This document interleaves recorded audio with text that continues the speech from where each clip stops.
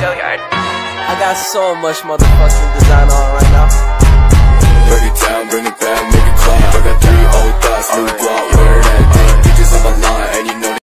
Assalamualaikum warahmatullahi wabarakatuh. Hai guys, jadi di sini kita akan membuat video tentang menjelaskan materi logika kemarin. Stay tune. Bye bye. Assalamualaikum warahmatullahi wabarakatuh. Saya Kemas Muhammad Iskandar, NPM 23170552. Ingin menjelaskan soal nomor 1. Soalnya diketahui batu itu punya beberapa pohon. Sebenarnya diberikan pernyataan berikutnya. Pertama, beberapa pohon berbuah. Semua pohon yang berbuah adalah apel. Jadi tidak semua pohon di kebun Pak Luki adalah pohon apel. Buat apa maksudnya? Nanti perkembangannya kita buat atasnya X. X adalah pohon, X dan X adalah berbuah. AX dan X adalah pohon apel. Di premis 1, karena itu beberapa maka kita pakai eksistensial. Karena biasa eksistensial pakai dan, jadi PX dan PX. Premis kedua, karena tulisan itu adalah semua maka kita pakai universal. Dan biasa indikasi maka kita diindikasikan. Kesimpulannya, jadi tidak semua itu kita pakai eksistensial dan PX dan AX. Assalamualaikum warahmatullahi wabarakatuh. Perkenalkan, nama saya Ronald ini dengan NPM 2317055256. Jelaskan soal logika nomor 2. Yang pertama adalah A. A adalah universal X jika negasi X dan negasi dalam kurung negasi DX menjadi, kita menggunakan hukum De Morgan, menjadi kita tambahkan negasi di sebelah sini di samping formal dan di samping notasi, yaitu negasi universal X, negasi dalam kurung moral negasi CX dan negasi DX menjadi negasi universal X jika CX atau karena ini menggunakan negasi, ini dinegasikan menjadi dan dinegasikan menjadi atau, yaitu CX atau negasi DX menjadi mendapatkan hasil ekstensial X jika CX atau negasi DX.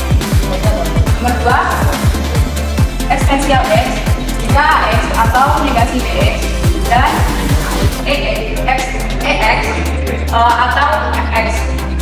Kita masukkan negasinya, lalu kita menggunakan hukum De Morgan. Kita masukkan negasi dalam faktor. Negasi ekstensial X jika negasi AX atau negasi BX dan EX atau FX. Kita menggunakan De Morgan, menggunakan hukum De Morgan. Jadi negasi EX, negasi ekstensial X, negasi jika negasi AX, jika negasi bertemu dengan atau maka menjadi dan, negasi BX atau negasi EX dan negasi F, maka mendapat kesimpulan universal X jika AX dan BX atau negasi X dan negasi FX. Lanjut nomor 3 dengan soal universal X jika negasi DX atau negasi dalam kurung negasi AX atau negasi dalam negasi IX atau negasi dalam kurung negasi DX.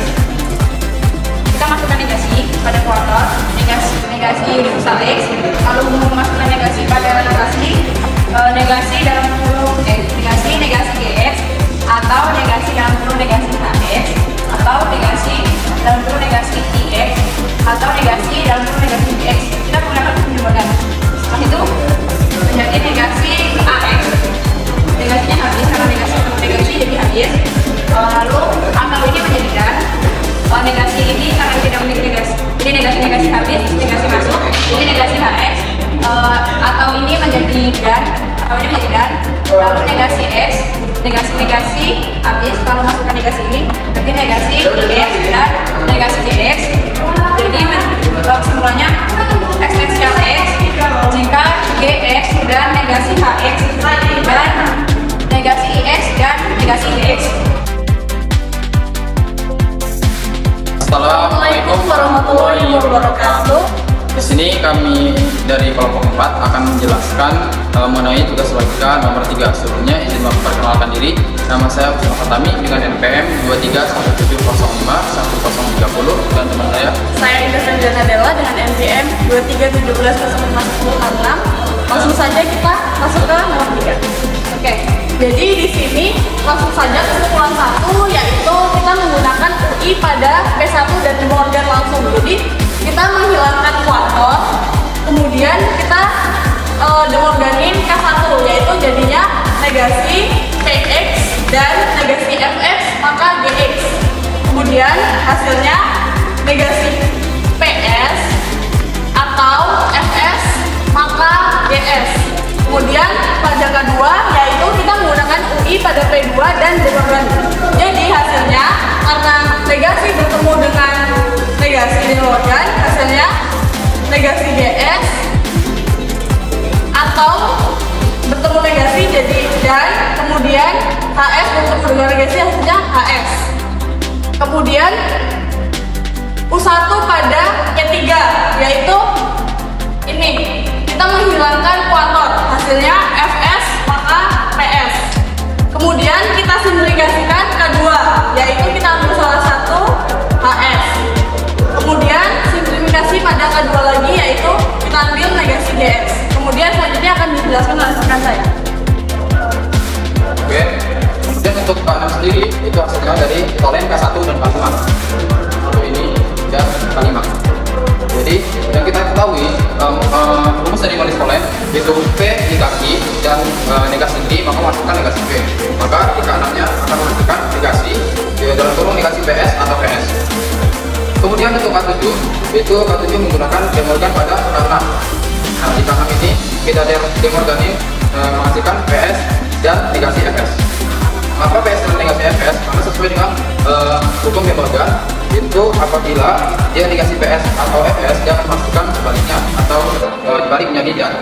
Kemudian untuk K8 sendiri itu simplifikasi dari K7 kita ambil dari salah satunya ini, dan K9-nya juga K9 itu ponen K3 dan K8, kemudian K3 ini dan K8 ini, jadi menghasilkan PS.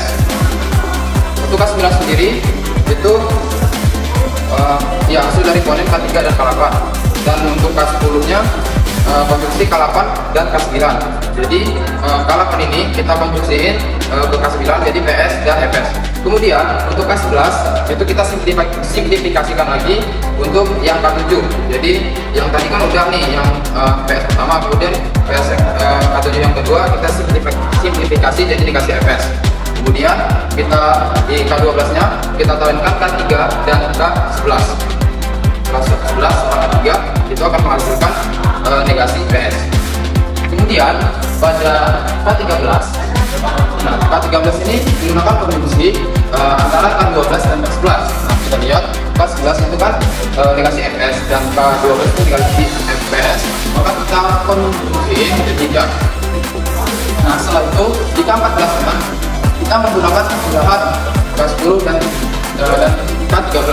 Kita ketahui rumus penyusunan sendiri itu P akan menghasilkan kesimpulan P atau T, atau pada K14 itu kita tulis PS dari K10, PS dan FS, atau dalam kurung negasi PS dan FS. Kemudian pada K15 itu kita langsung bisa menentukan hasil dari premis tadi. Jadi kita bisa menggunakan bikondisional. Untuk bikondisional sendiri itu sesuai rumus yang ada di buku itu bisa langsung ini dan ada satunya lagi. Nah, menghasilkan K15 PS jika maka PS. Maka dapat disimpulkan di sini kita dapat menggambarkan UG atau kuartor universalnya pada K15. Jadi ini kuartor S itu PS jika maka FS. Jadi jawabannya valid. Baik, terima kasih. Sekian penjelasan dari kami. Kami akhiri. Wassalamualaikum warahmatullahi wabarakatuh.